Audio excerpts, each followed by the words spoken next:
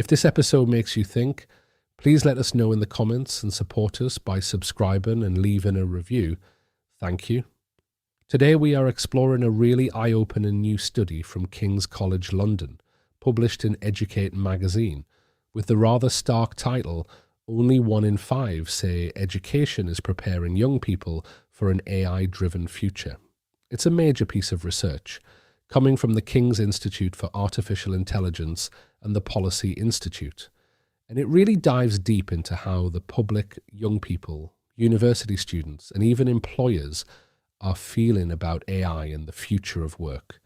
What the study essentially found is that there's widespread fear about AI's impact on jobs and a significant belief that our education system just isn't keeping pace.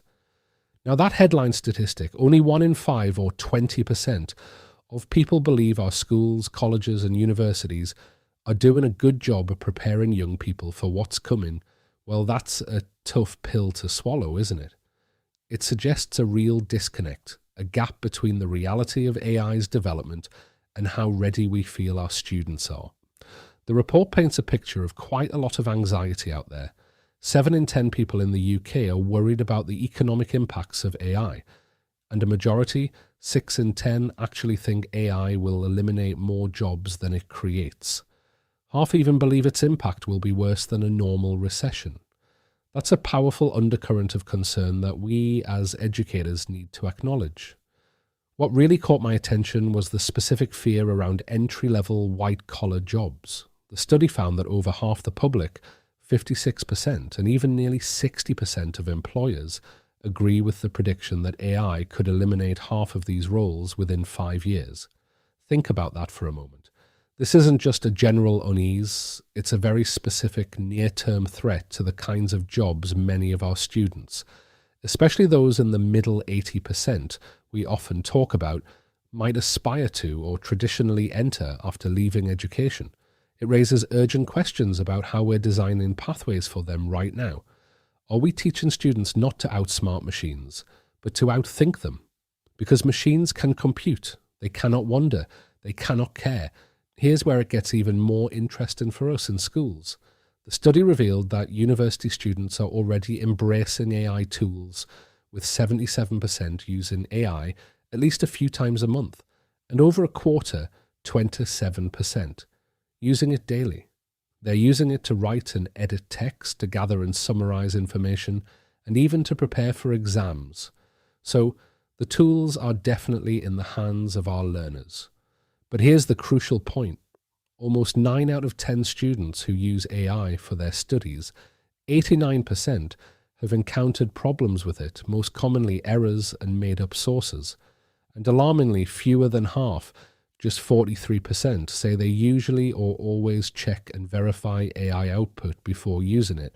This for me is a massive red flag and a huge opportunity all at once. It's a clear indication that while students are using AI, they're not necessarily using it well or critically. It speaks directly to our core philosophy of human in the loop. If students aren't verifying outputs, they're essentially outsourcing their thinking, not just their doing. They're succumbing to what I call cognitive debt. We're not fostering true AI literacy, which isn't about memorizing tool features. It's about collaborative reasoning ability.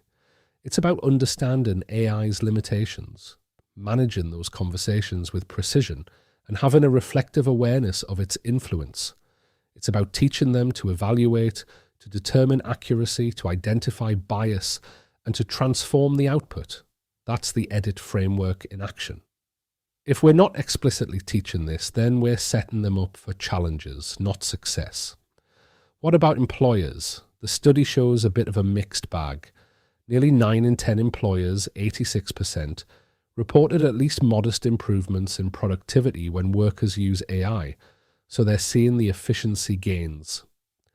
But interestingly, the expert insight from Professor Eleanor Simple, director of the King's Institute for Artificial Intelligence, highlighted that employers see creative thinking as the top benefit AI can offer, ahead of productivity. But both the public and experts doubt that today's tools truly deliver on this. This reinforces our purpose over technology approach. The real value isn't just in automating tasks, it's in freeing up human capacity for creativity, judgment, and complex problem solving. It's about how AI is helping us hold the complexity, so we have capacity for creativity. So if only 1 in 5 people feel education is preparing young people, and students are already using AI but not verifying its outputs, what does this mean for us? This isn't just about adding an AI module to the curriculum. This is about an evolution, not a revolution, but an evolution that needs to happen now. We need to look at our assessment practices and ask, can AI complete this without the student's unique context, perspective, or judgment? This is our cognitive stretch principle. We need to design learning that cannot be faked because it demands depth, care, and imagination. This might mean shifting away from solely product-based assessments to include in process, looking at AI interaction logs and performance, seeing students demonstrate their understanding live. For a Year 8 geography lesson, for instance, it's not enough for a student to use AI to summarize information about climate change. The process needs to involve critically evaluating the AI's sources, identifying potential biases in its framing, and then using that output as a springboard for their own unique analysis, perhaps linking it to local geographical features or proposing a community action plan.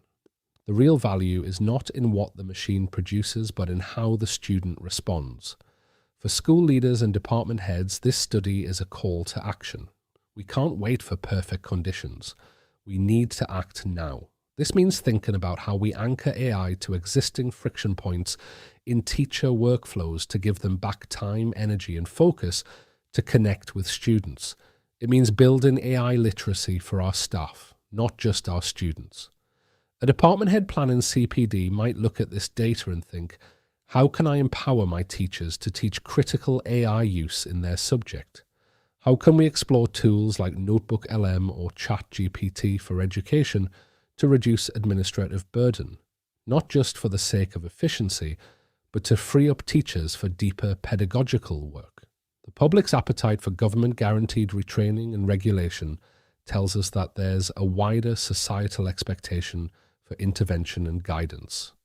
As educators, we're at the forefront of this. We need to equip our students not just with technical skills, but with the irreplaceable human qualities: wonder, care, judgment, relationship, imagination, wisdom, and ethics. These are the domains that AI simply cannot touch, and they are the very things that will allow our young people to thrive in an AI-driven future rather than fear it. That's all for today. Thanks for listening.